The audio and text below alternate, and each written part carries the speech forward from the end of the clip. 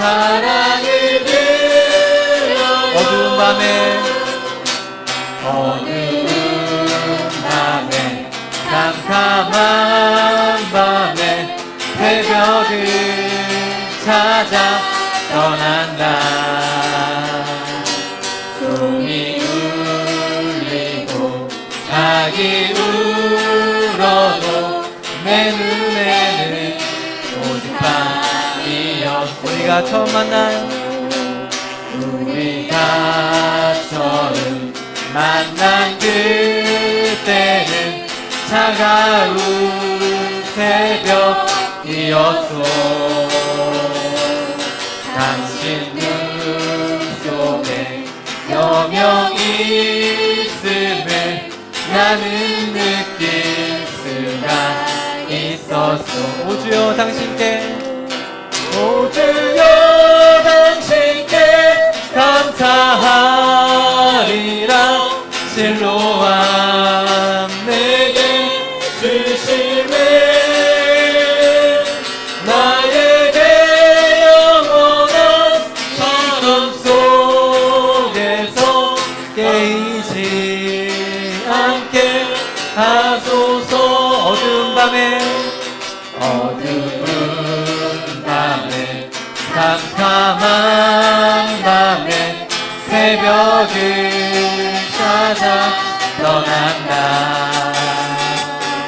종이 울리고 닭이 울어도 내 눈에는 오직 밤이었어. 우리가 처음 만난 그때는 우리가 처음 만난 그때는 차가운 새벽이었어.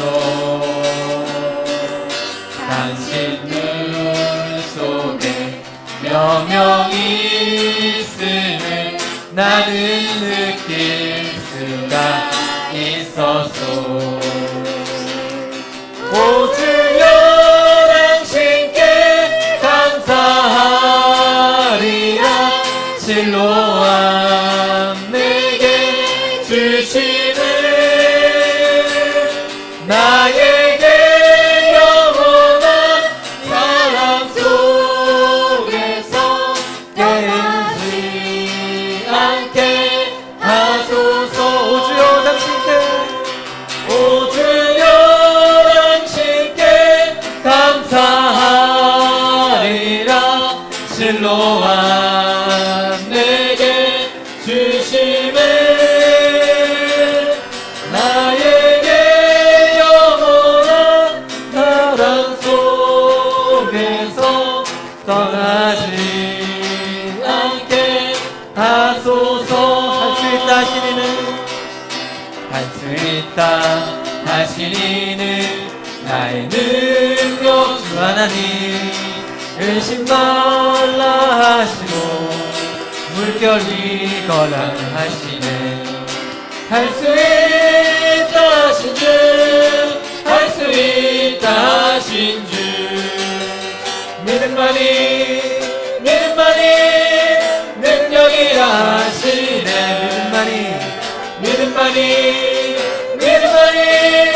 능력이라 하시네. 할 수 있다 하시니는 할 수 있다 하시니는 나의 능력 주 하나님. 나를 바라보시고 능력 준다 하시네. 할 수 있다 하신 주, 할 수 있다 하신 주. 사랑만이 능력이라 하시네. 사랑만이 능력이라 하시네. 할 수 있다 하시니는 나의 능력 주 하나님. 주저 말라 하시고 십자가를 지라 하시네. 할 수 있다 하신 주, 할 수 있다 하신 주. 희생만이 능력이라 하시네. 희생만이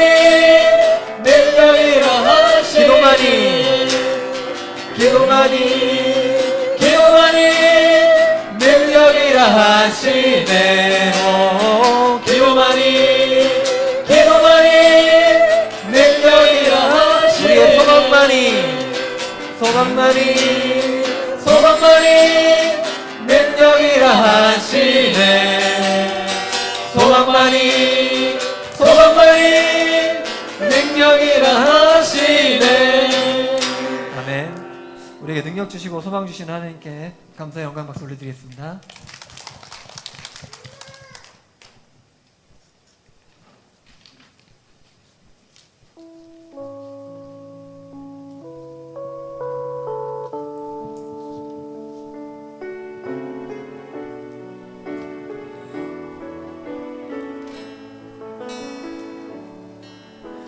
주여 우린 연약합니다.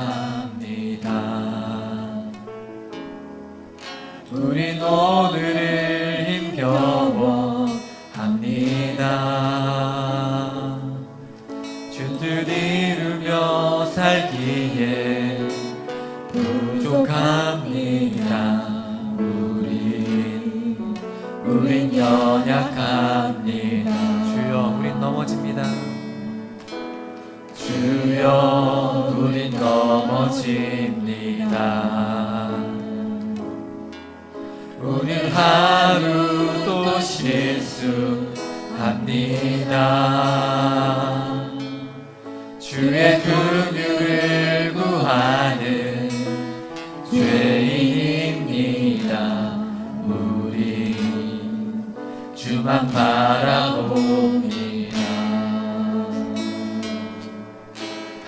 한없는 주님의 은혜 온 세상 위에 넘칩니다. 가릴 수 없는 주 영광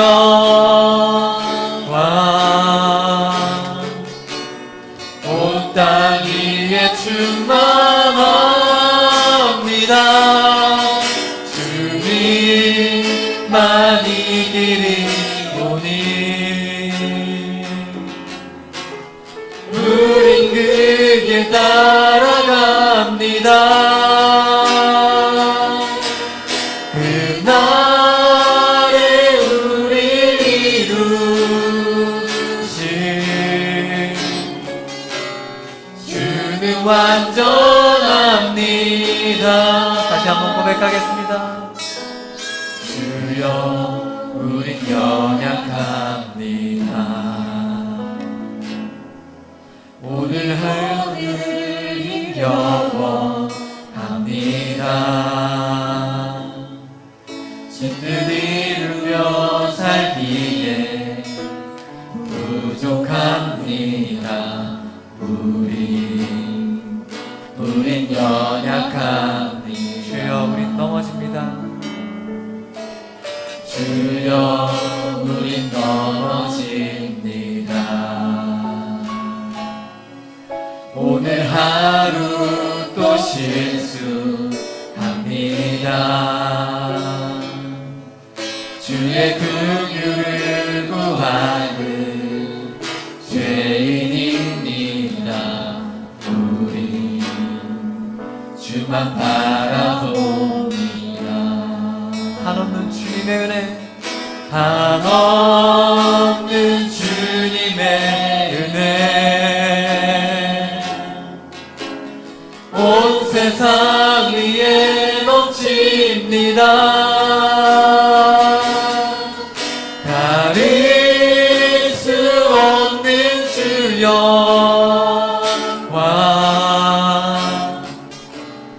온 땅 위에 충만합니다. 주님만 이 길이 오니 우린 그 길 따라갑니다. 그날에 우릴 이루신 주는 완전합니다. 안에 거하라. 나의 안에 거하라. 나는 내 하나님이니 모든 환난 가운데 너를 지키는 자라. 두려워하지 말라.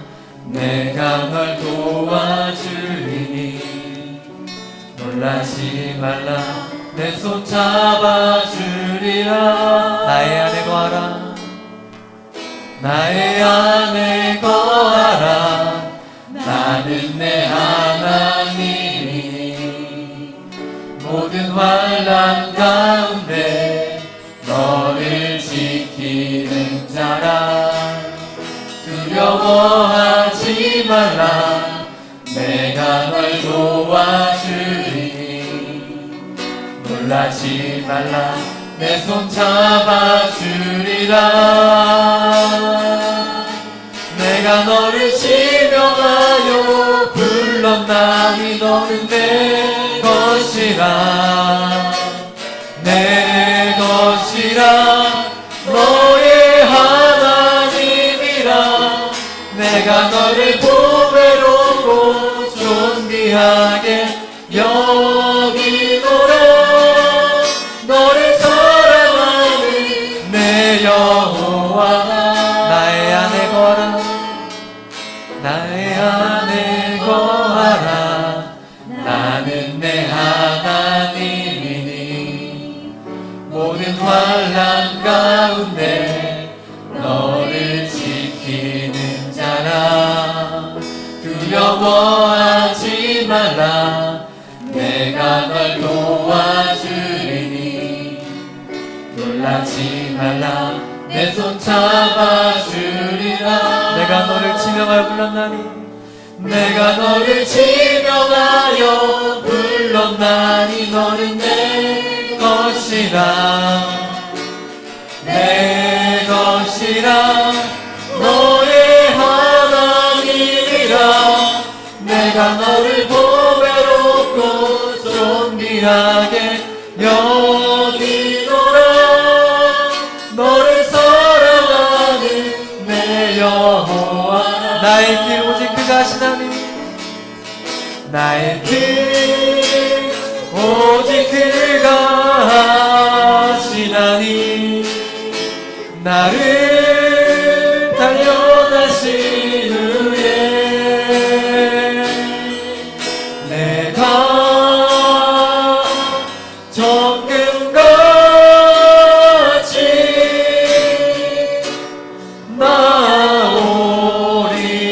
나오리라. 주가 보이신 생명의 길. 나 주님과 함께 상한 마음 들이며 주님 앞에 나가리.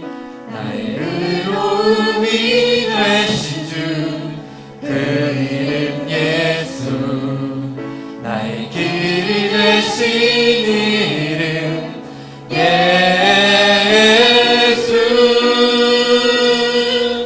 나의 길 오직 그가 하시나니 나를 단련하신 후에 내가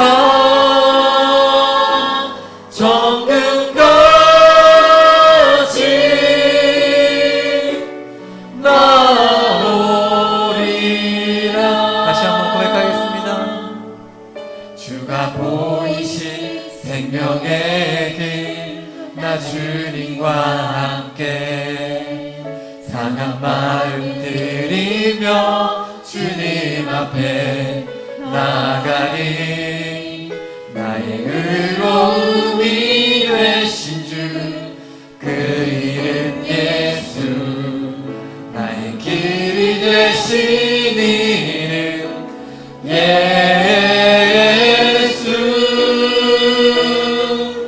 나의 길 오직 그가 하시나니 나를 단련하신 후에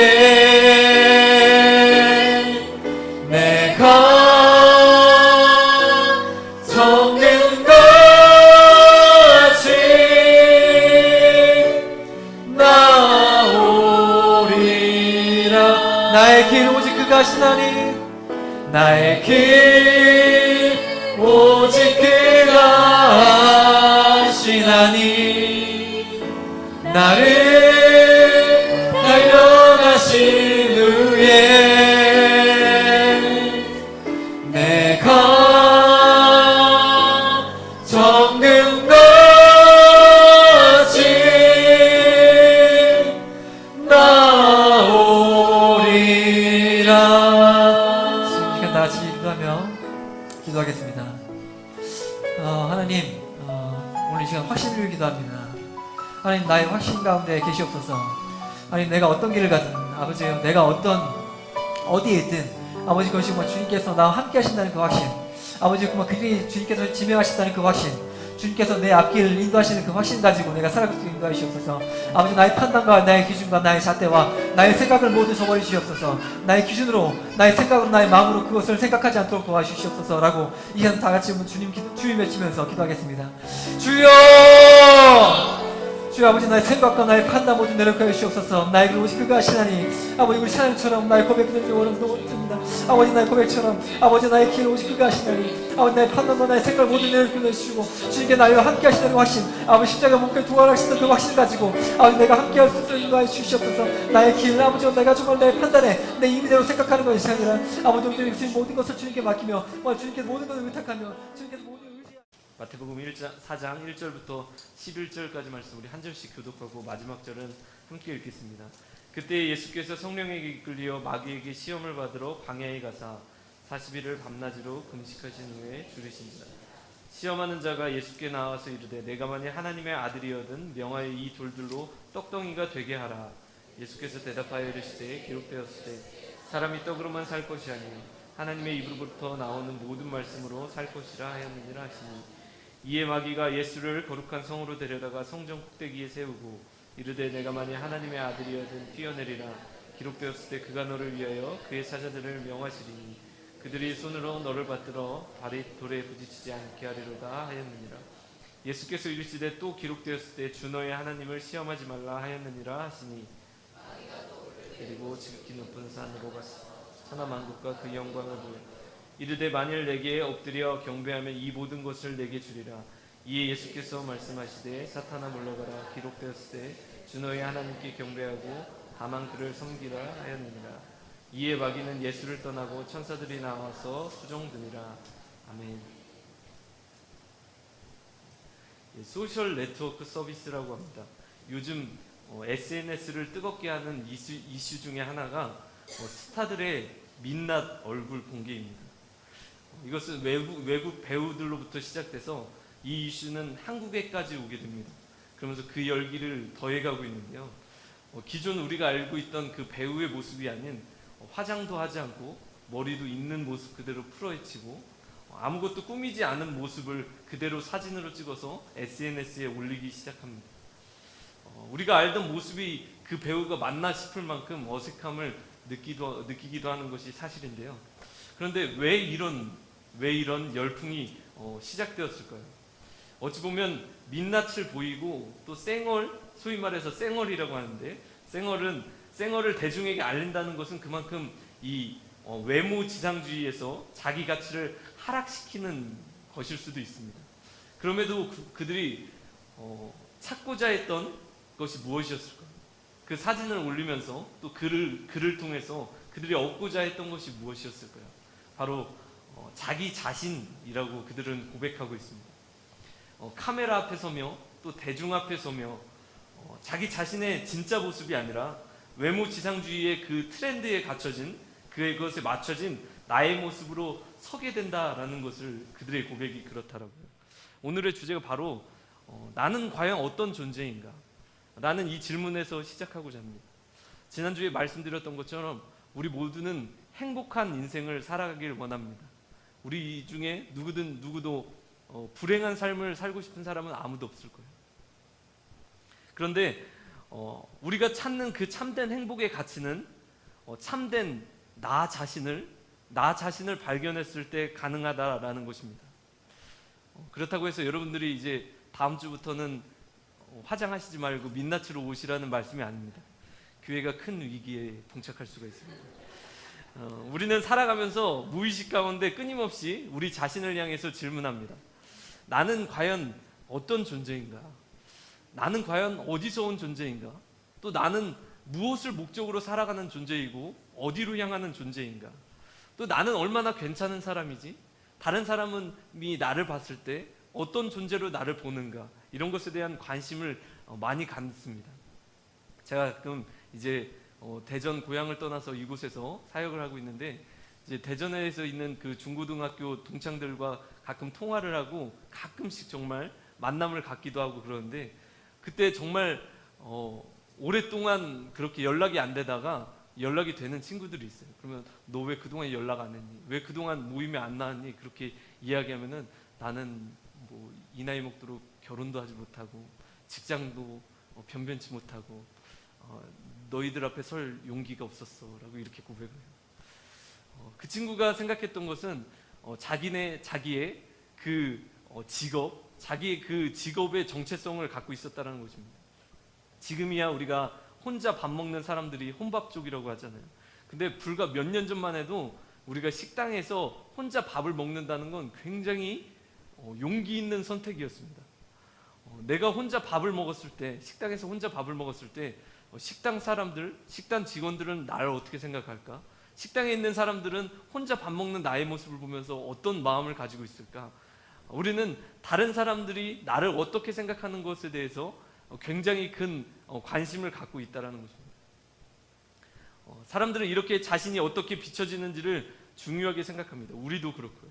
그래서 그런 잣대들이 때로는 나의 자존감을 높이기도 하고 낮추기도 하고 또 나의 감정을 좋게 하기도 하고 나쁘게도 한다는 것이에요. 우리 모두는 나는 어떤 존재인가?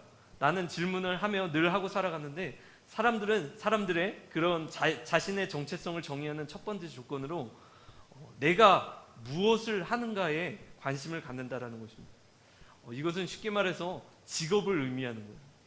내가 어느 직장을 다니고 나의 일터에서의 실력이 어떤가를 통해서 나의 존재 가치를 확립하려고 한다라는 것입니다.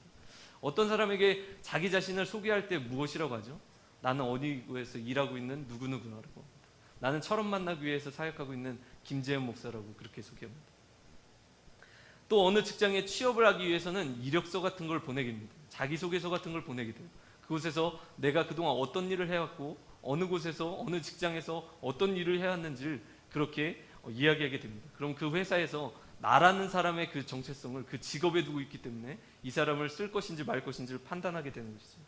또 우리가 이제 가을이 되면 또 우리 교우분들의 많은 자녀분들이 또 한다는 그런 기쁜 소식들도 있는데, 이제 결혼을 하기 전에 이제 남녀가 처음 만났을 때 굉장히 어색하잖아요. 그러면서 처음 만났을 때 대화는 더더욱 어색하죠. 하면서 어떤 대화를 나누냐? 함께 이 스테이크를 썰어가면서 무슨 일 하세요? 직장이 어디세요? 이렇게 어색한 대화를 나눕니다. 그러면서 그 사람은 상대방의 그 존재 가치를 그 직업에 포커스를 두고 있다는 거예요. 이것은 심지어 교회 안에서도 마찬가지입니다. 우리가 어떤 직분을 갖고 있고 또 얼마나 많은 섬김과 또 봉사를 하고 예배 출석을 얼마나 꾸준히 하는가에 따라 나의 신앙을 결정하고 판단하기도 한다라는 것입니다. 하지만 결론적으로 내가 무엇을 하느냐는 나의 정체성을, 나의 존재 가치를 결정하지 못한다라는 사실이에요. 두 번째는 바로 소유에 있습니다. 제가 오늘 말씀을 준비하면서 사실 지난주에 우리 고민성 집사님께서 찬양 인도를 해주시면서 그런 멘트를 해주셨어요. 사람들의 가치를 doing, having, 또 어떤 가치를 두느냐에 따라서 그 말씀을 들으면서 인사이트를 얻었습니다. 바로 소유, 또 재물, 영향력에 대한 것이에요.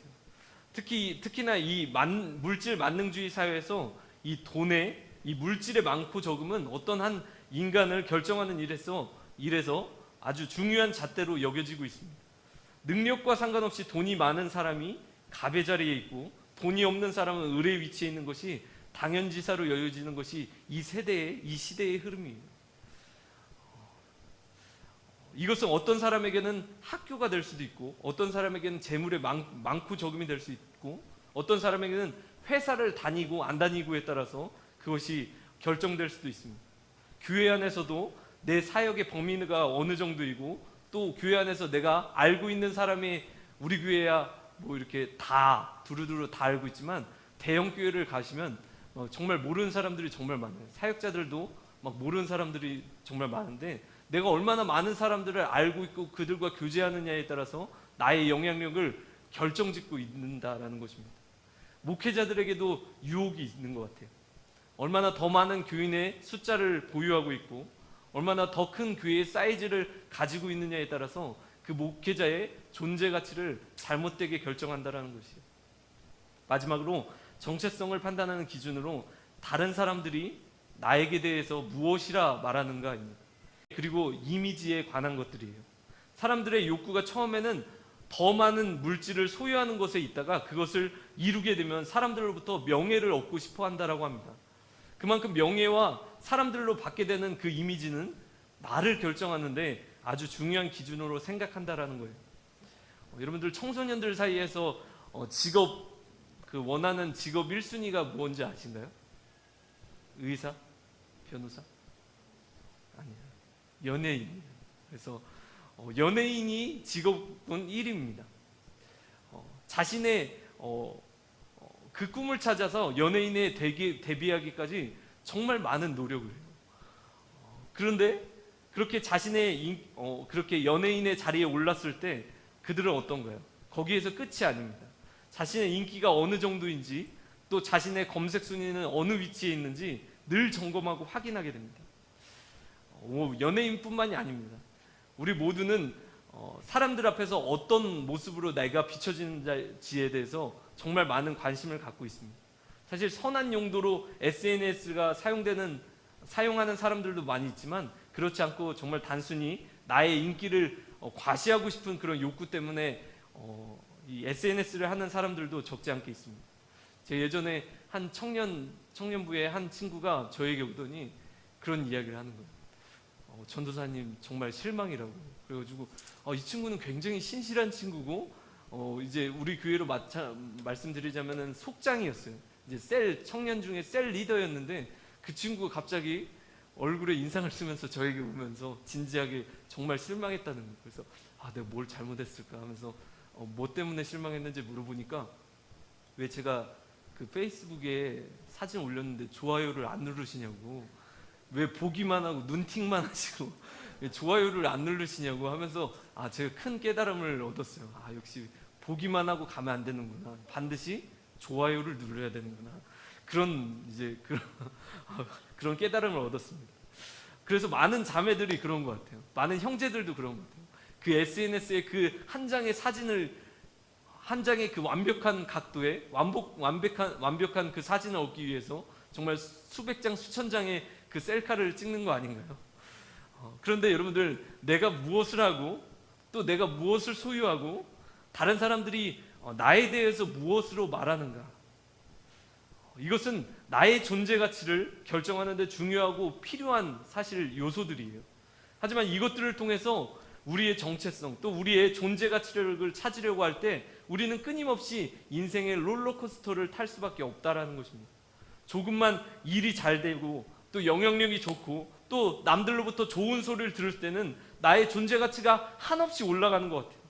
그런데 그 모든 것이 무너지는 순간 우리는 가장 낮은 곳으로 하락하게 되고 절망하고 좌절할 때가 많다라는 것입니다. 이것은 우리들만의 이야기가 아니라 또 저의 이야기이기도 합니다. 그리고 더 근본적인 이유는 이것들이 사실 우리의 존재 가치를 드러내지는 못한다는 겁니다. 직업이 좋으면 더 훌륭한 사람인가요? 더 재물이 많으면 훌륭한 사람인가요? 물론 그 안에 가치가 있고 그런 것들을 보면서 배울 부분이 충분히 있습니다. 하지만 그것이 한 인간의 존재, 한 인격의 가치를 정의하지는 않는다라는 거예요. 더 나아가서 그것이 우리의 행복한 존재로, 우리를 때로는 불행한 존재로 결정하지 못한다라는 거예요. 좋은 이력서, 직업, 재정 능력, 직분, 봉사, 사람들에게 비춰지는 이미지, 이 모든 것이 나쁜 것은 아니지만 나의 존재 가치를 그것들에만 정립하려고 한다면 한 사람으로서 내 값어치를 그것들로 정립하려고 한다면 우리들은 결국 그것 때문에 웃고 우는 그런 슬픈 인생이 될 수밖에 없다라는 거죠. 그리고 그러한 기준으로 나뿐만이 아니라 다른 사람들을 판단하게 되는 그런 오류를 범하기도 합니다.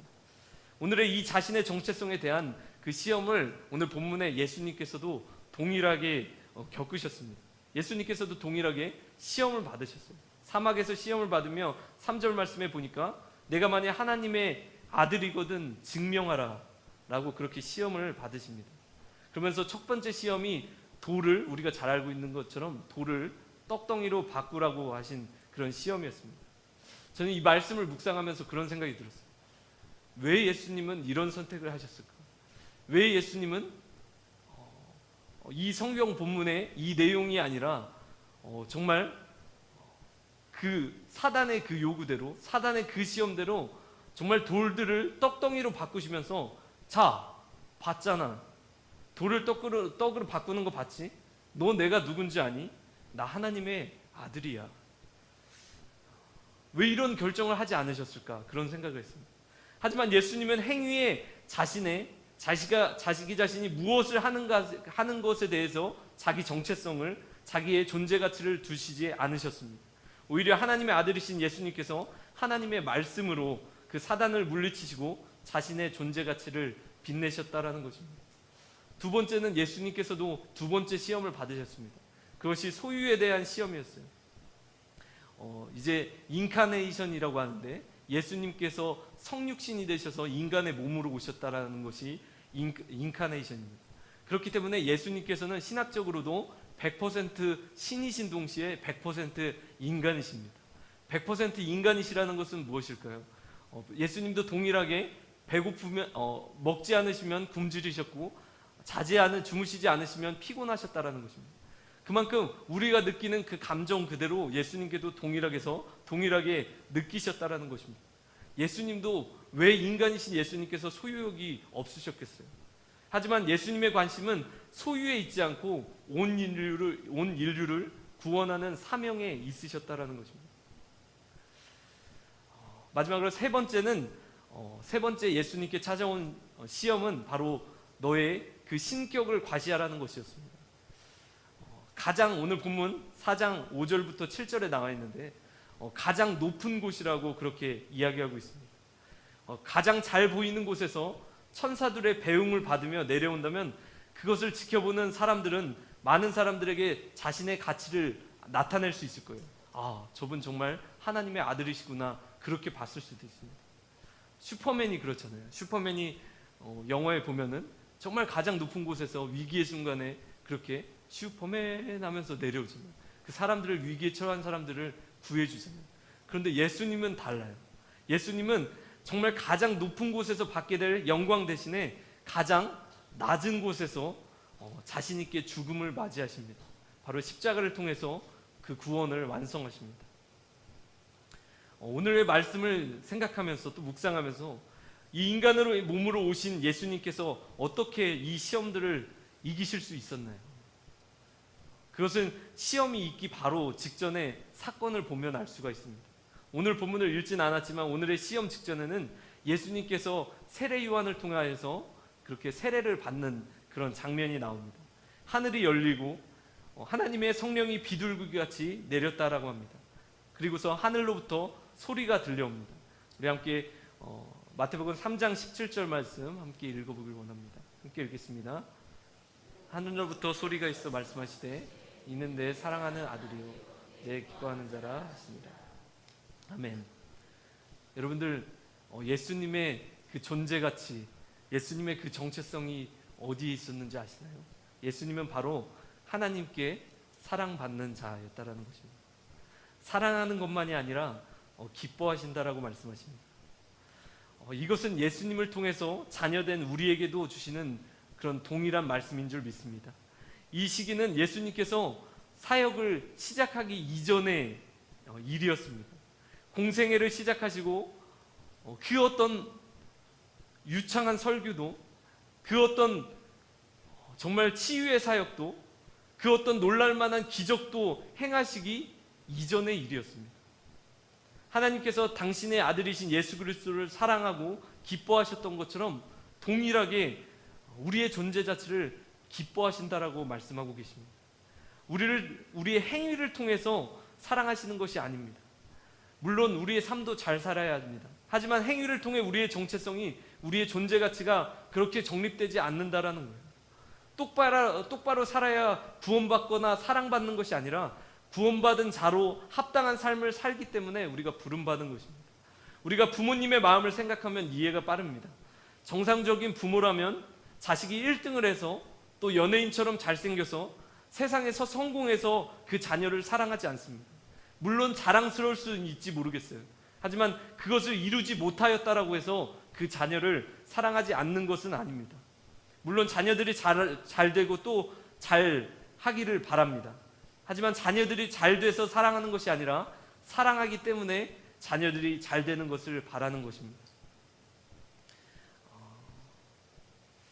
나는 과연 어떤 존재인가? 나는 과연 정말 어떤 사람인가? 나는 정말 누구인가? 사실 이 질문은 정말 저에게 질문할 때 정말 어려운 질문이었어요. 사실 저는 이제 겉으로 보기와 다르게 굉장히 자존감이 낮은 사람입니다. 그래서 내가 잘할 수 있는 것이 없다라고 생각하는 사람이에요. 여러분들도 동의하시는 것처럼 고개를 끄덕이시는 분들이 계신데 예, 감사합니다. 내가 이렇게 목회자의 길을 가고 또 신학교를 가면서 또 사역을 하면서 끊임없이 그런 자존감이 낮았어요. 왜냐면 저는 아무것도 할 수 있는 게, 잘할 수 있는 것이 없다라고 그렇게 생각을 했습니다. 그러면서 내가 정말 어떤 목회자가 돼야지 하나님께서 기뻐하실까?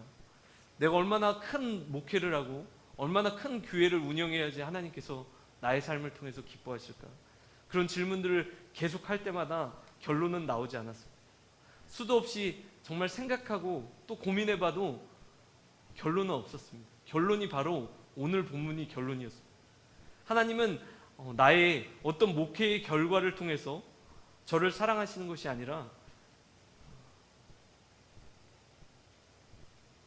저를 있는 모습 그대로 사랑하신다라는 거예요. 부족한 모습 그대로 사랑하신다라는 거예요.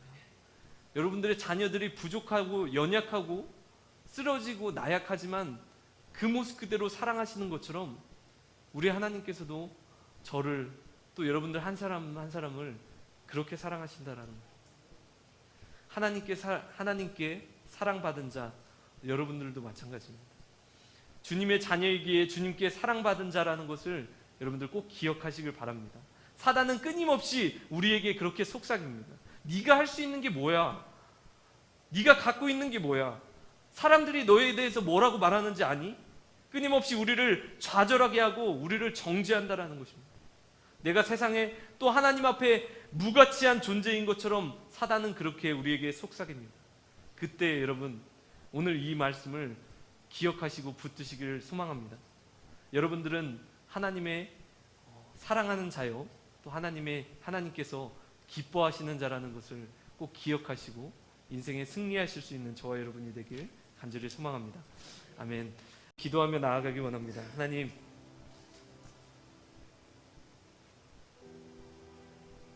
너희는 이 세대를 본받지 말고 하나님의 선하시고 기뻐하시고 온전하신 뜻이 무엇인지 분별하라고 말씀하셨는데, 하나님, 이 세대는 우리가 무언가를 소유하고 어떤 일을 하고 또 사람들이 나에 대해서 무엇이라 말하는 것에 자기의 존재 가치를 두고 그렇게 우리의 이 세대를 따라갔던 우리의 연약함들을 이 시간 고백합니다.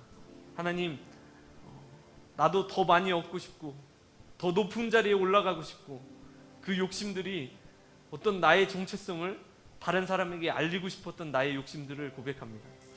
하나님, 우리 모두는 다 이런 욕심으로부터 자유할 수 없는 존재들입니다.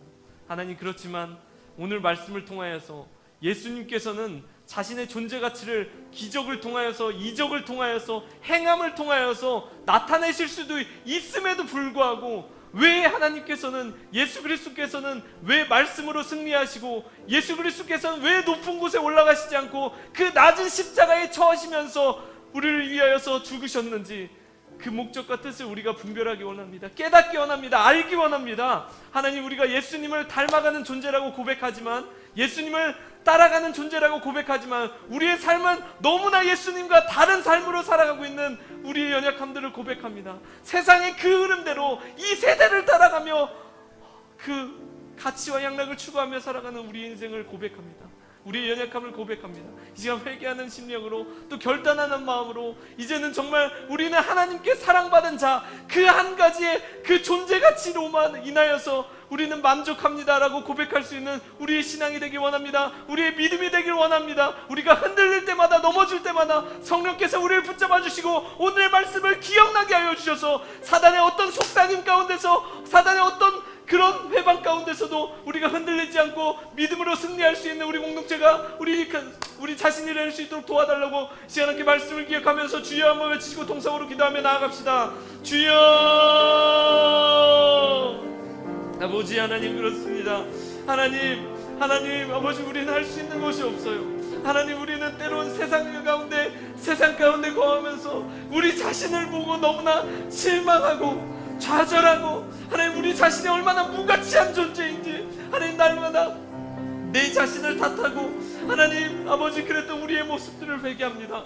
하나님 아버지, 우리를 있는 모습 그대로, 우리의 그 존재 그 자체에 있는 모습 그대로 우리를 사랑하신다라고 말씀하셨는데, 우리는 조금 더 얻지 못한 것 때문에, 우리는 좀 더 높은 곳에 올라가지 못하는 것 때문에 불행하다고 판단하고, 그렇게 하나님께서 주신 참된 행복을 누리지 못한 우리의 삶을 용서하여 주옵소서. 아버지의 부족한 우리의 모습을 용서하여 주옵소서. 이제는 정말 하나님께 사랑받는 자로, 하나님께서 기뻐하시는 자로, 하나님 아버지, 우리가 감사함으로 살아갈 수 있는 우리의 인생이 될 수 있도록 도와주옵소서. 하나님, 우리는 할 수 있는 것이 없지만 우리는 분명한 사실이 그 하나님께 사랑받는 자입니다. 하나님께서 기뻐하시는 자라는 사실을 기억하며 살아갈 수 있도록 우리를 도와주옵소서. 우리를 지켜주옵소서.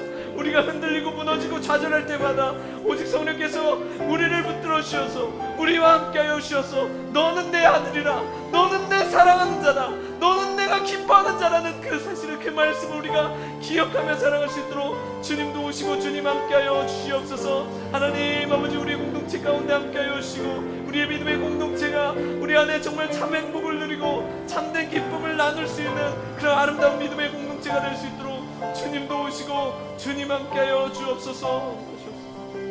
이 시간은 한 번 더 계속해서 이어서 기도하길 원합니다. 우리 여름 사역들을 위해서 함께 기도했으면 좋겠습니다. 이번 주 토요일에 우리 중고등부 비전 트립과 또 2주 후에 우리 어린이 과학 캠프와 또 지역 어르신 초청 잔치가 있습니다. 모든 사역 가운데 이것이 정말 그냥 연례 행사로 치러지는, 우리가 형식적이고 습관적인 그런 행사 때문에 치러지는 것이 아니라, 정말 우리가 하나님께 그 받은 사랑 흘려보내고 싶은 그 마음 때문에 우리가 이 행사를 준비하기를 소망합니다. 이 지역 가운데 수많은 그런 죽어가는 영혼들, 죽어가는 아이들, 죽어가는 장년들 가운데, 그 영혼들 가운데 그 생명의 빛을 비춰주셔서 이 사역들을 통하여서 우리 교회의 모습이 드러난 것이 아니라 온전히 그 예수 그리스도의 사랑과 그 이름이, 그 은혜들이 전파되어 줄 수 있도록 도와달라고 우리 여름 사역을 위하여서 이 시간 함께 기도하시고, 또 여러분들이 가지고 오신 기도 제목을 붙잡고 이 시간 함께 간절히 기도하고 돌아가셨으면 좋겠습니다. 함께 주여 한번 외치고 통성으로 기도하겠습니다. 주여. 아버지 하나님 감사합니다. 하나님 아버지, 우리 함께 여름 사역을 위해서 함께 기도하며 나아갑니다. 하나님 아버지, 정말 하나님 아버지, 우리가 사람이 마음으로 그 길을 계획할지라도 그 걸음을 인도하시는 분은 하나님이시라고 말씀하셨습니다. 하나님 아버지, 우리가 우리의 계획 가운데 있다 할지라도 하나님 우리의 걸음을 인도하여 주셔서 우리가 기도보다 성령보다 앞서지 않도록 도와주시며, 어떤 사단의 공격과 하나님 방해가 없게 도와주시며, 하나님 아버지, 우리가 이것을 하나님 완전 습관적인 모습으로 부득이한 마음으로 감당하는 것이 아니라 하나님 샘솟는 열정과 하나님 영적인 갈망과 하나님 그 구령에 대한 열정을 가지고 하나님 아버지, 우리가 이 사역들을 준비하며 나아갈 수 있도록 도와주옵소서. 하나님 그 시간마다 하나님 모든 프로그램마다 기억하여 주셔서 정말 하나님께서 기쁨이 되는 하나님 모든 시간이 될 수 있도록 도와주시며, 정말 하나님께서 하나님 원하시고 하나님 아버지 그 하나님 기뻐하신 아이들 하나님 아버지 보내주시고 하나님 모든 환경을 주관하여 주셔서 하나님 샘솟는 기쁨으로 하나님 아버지 그렇게 나아갈 수 있는 하나님 모든 시간들을 낼 수 있도록 주님 축복하여 주옵소서. 주님 기억하여 주옵소서. 하나님 그러하여서 하나님께 사랑받는 자는 우리만의 특권이 아니라 이 세상의 모든 아이들 모든 아이 정말 하나님 모든 이들을 사랑하신다라는 것을 하나님 우리가 고백하게 하여 주시고 우리가 나눌 수 있도록 도와주시고 우리가 전할 수 있도록 주님도 오시고 주님 함께하여 주옵소서. 하나님 아버지 우리는 부족합니다. 하나님도 오시지 않으면 하나님 우리는 쓰러지고 넘어지고 좌절할 수밖에 없는 하나님 그런 존재들입니다. 하나님 함께하여 주시길 소망합니다. 하나님 도와주시길 소망합니다. 하나님 은혜를 베풀어 주시고 하나님 아버지 단순히 그런 행정적인 행사가 되지 않도록 도와주옵소서. 우리가 보고 듣고 느끼고 깨달고 결단할 수 있는 시간을 허락하여 주시며 하나님 모든 오가는 길 가운데 하나님 성령께서 함께하여 주시고 하나님 우리를 지켜주셔서 하나님 아버지 모든 시간이 은혜의 시간이 될 수 있도록 도와주시고 모든 장소가 은혜의 현장이 될 수 있도록 도와주옵소서. 하나님 아버지 우리는 부족하지만 주님께서 원하시는 하나님 그